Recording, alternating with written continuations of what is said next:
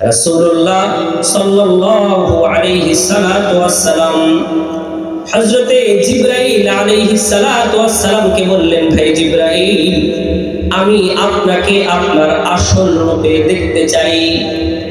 হযরতে জিবরাইল আলাইহিস সালাতু ওয়াসসালাম বললেন, নবী গো, আপনি আমাকে আসল রূপে দেখতে চান? বলে, হ্যাঁ। জিবরাইল বললেন, নবী গো, আপনি আসমানের দিকে তাকায় থাকেন, একটু পরেই আপনি আমাকে আমার আসল রূপে দেখতে পাবেন।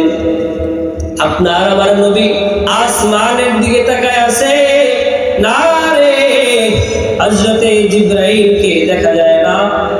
হযরতে জিবরাইল কিছুক্ষণ পরে নবীজির কাছে আসছে। ও নবী, আপনি কি আমাকে দেখেন নাই? নবীজি বললেন, না না, তোমাকে আমি দেখতে পাই নাই। জিবরাইল বললেন, আপনি কি কোনো কিছুই দেখেন নাই? নবীজি বললেন, জিবরাইল, একটা মাত্র পর্দা আমি দেখেছি। মনে হইল এই পর্দার এক অংশ আসমানে আর এক অংশ জমিনের মধ্যে। মনে হইল ওই পর্দার এক অংশ পৃথিবীর উত্তর মেরুতে আর এক অংশ পৃথিবীর দক্ষিণ মেরুতে। হযরত জিবরাইল আলাইহিস সালাতু ওয়াসসালাম ডাক দিয়ে বলেন, ও নবী, আপনি যে পর্দাটা দেখেছেন এইটা কোনো সাধারণ পর্দা নয়, এইটা হইল আমি জিবরাইলের একটা ডানা। আল্লাহু আকবার। জিবরাইল বললেন, নবী গো, আপনি যে পর্দাটা দেখতে পাইছেন এইটা কোনো পর্দা নয়, এইটা হচ্ছে আমি জিবরাইলের একটা ডানা। ও নবী, এমন 600 ডানা আল্লাহ তাআলা আমাকে দিয়ে দিয়েছেন। নবী গো, একটা ডানা উন্মুক্ত করার কারণে যদি সমগ্র দুনিয়া একেবারে ভরাট হয়ে যায়, বাকি 599টা ডানা আমি জিবরাইল কোথায় উন্মুক্ত করব? আল্লাহু আকবার।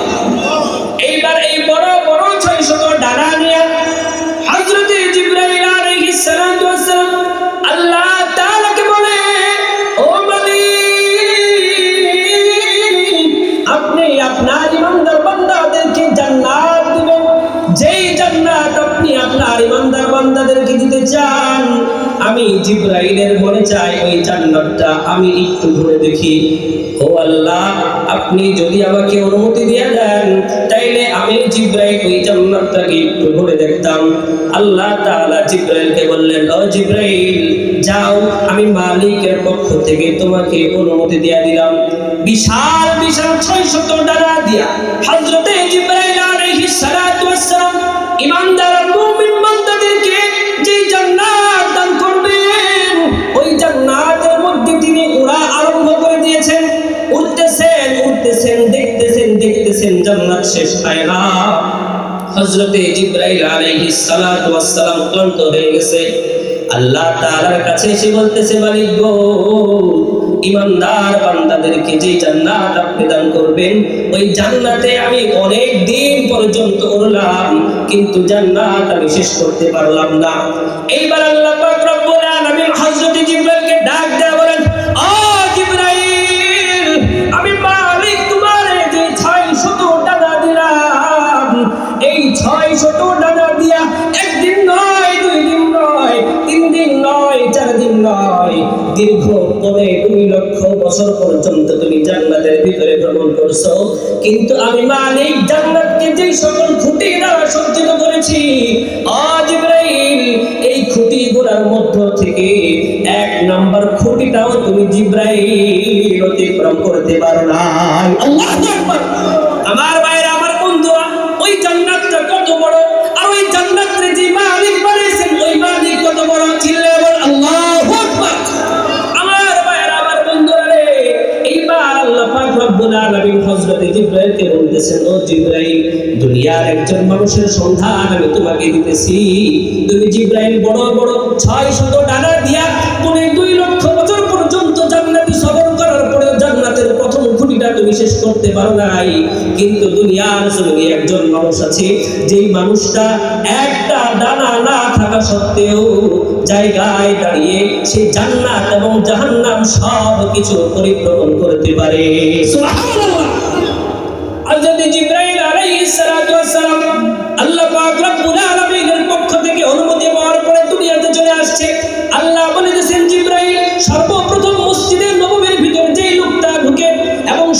শেষে যে লোকটা মসজিদে নববী থেকে বের হয়ে যায়, ওই ব্যক্তিকে তুমি গিয়ে জিজ্ঞাসা করবে জিবরাইল কোথায়।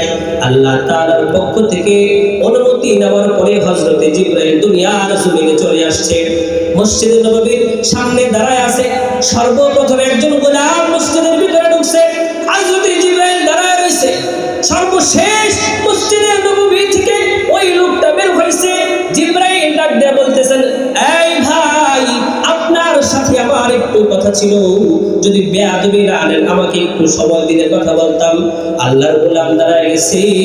এইবার জিবরাইল বলতেছে, জনাব, আপনি যদি কিছু মনে না করেন তাহলে আমি আপনাকে একটা প্রশ্ন করতে চাই।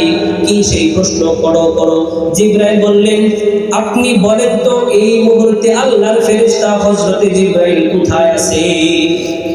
একজন ফেরেশতা মানুষকে প্রশ্ন করতেছে, বলেন জিবরাইল কোথায় আছে? আল্লাহর গোলাম মসজিদে নববীর সামনে দাঁড়ায় গেছে, চোখ দুইটা বন্ধ করে মুরাকাবায় দাঁড়ায় গেছে। এইবার হযরতে জিবরাইলকে বলতেছে, আমাকে একটু সময় দেন।